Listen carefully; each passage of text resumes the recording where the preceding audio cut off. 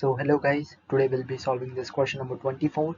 For a dimerization reaction, so this is the reaction at 298 Kelvin. So delta U is minus 20 kg per mole, kilojoule per mole. Delta S is minus 30 kilojoule per mole, and we have to find delta G. So for this documerization, delta V is given as minus 20 kilojoule. So we will convert this kilojoule into joule, which is minus 20,000 joule. So as we all know that delta H is equal to delta V plus delta NGRT. So here delta U is minus 20,000. We have converted this minus 20 kilojoule into joule.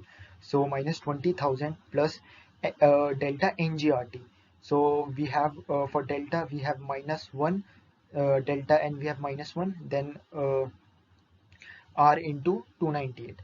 So from here we'll be solving delta H. Okay, so where R is universal gas constant, and now as we know the formula for Gibbs energy.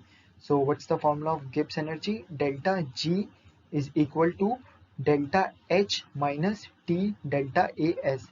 So delta G is equal to, we have find delta H here.